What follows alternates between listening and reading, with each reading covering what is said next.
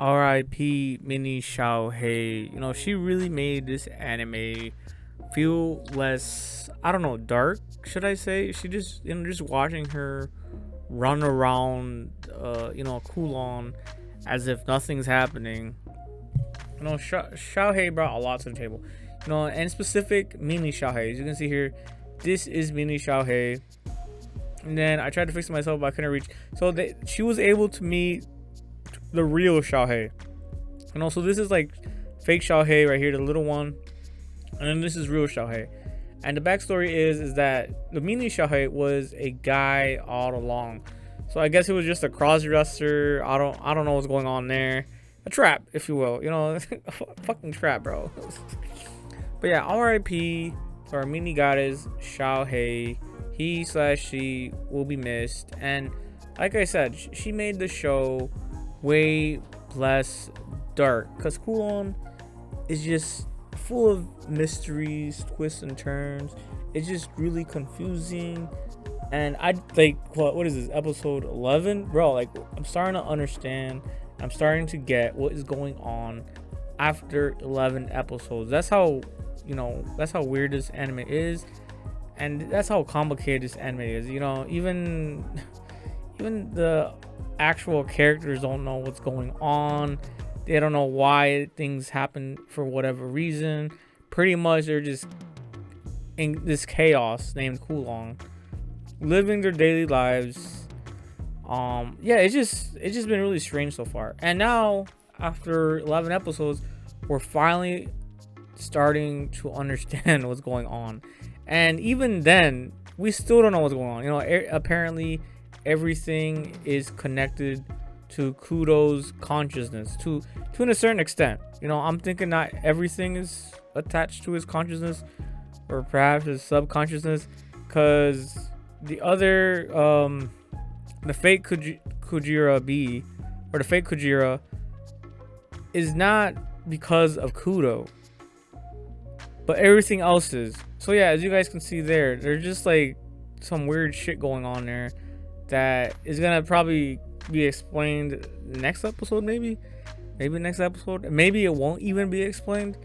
But yeah, there seems. But then when you think about it too, it's like, how does Kudo not know what's going on when everything is attached to Kudo's consciousness? Like, how does he not know about his own situation and how he pretty much is a god within Kowloon?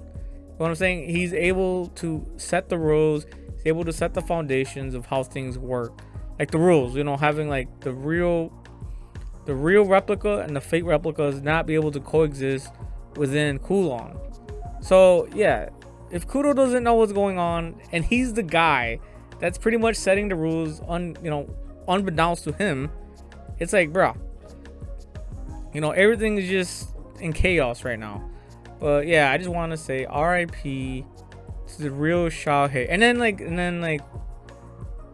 then there's the other problem with the food. Like when you eat the food, I guess like you just get, you go into a trance. You forget about the outside world, and you start focusing on the Kowloon world, the fake Kowloon. This whole illusion, if you will. Even one of the characters call it an illusion.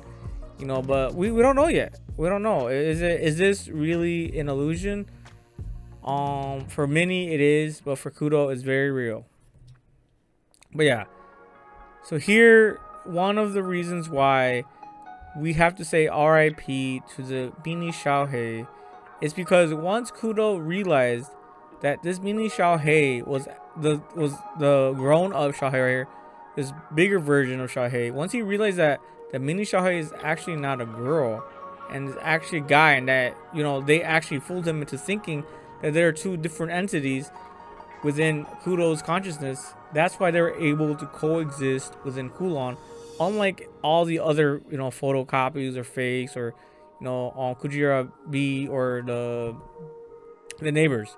So yeah, guys, that's all I wanted to really say. It's just been one crazy one crazy ride after another, episode after episode. We're finding out little bits every single time. But yeah, I just can't wait to see, bro, how is this gonna end? Like, who is pulling the strings? you know, the Heavy Naru group, or what is going on. Like, I'm just so incredibly interested to see how this is all gonna go down, how this all is gonna end, how are they gonna make sense of this, and you know, all the answers that we do not know yet. So yeah, I'm part of the, you know, the group that is watching this weekly. So yeah, it's just like, bruh, by the time this episode comes out, you know, I'm pretty sure this video that I'm making is out. I'm pretty sure we'll have all the answers already. See, he says right here, I am the original Xiaohei. So yeah, and it's kind of weird too, because once they saw the mini Xiaohei get Thanos snapped, bro, it's like, brah, they didn't really care. Like, it was just like the weirdest shit ever. You know what I'm saying? Like, they really didn't care. They just kind of like on the spot just moved on. And I'm like, the fuck? Well, I guess it's because the original's right there. So I kind of get it. You know what I'm saying? It's like, the original's right there. Like, the mini one wasn't even real. But are they going to react the same like this too? When Kujira right here gets Thanos snapped? Like, bruh.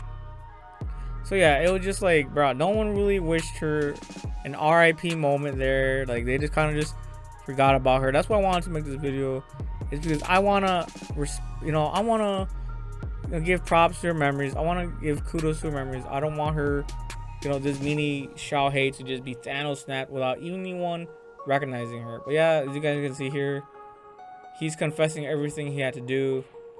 And then because he no longer regrets, the ending shows that he no longer is able to go back into the old Kowloon. Illusion disappears. And with Xiaohei as well.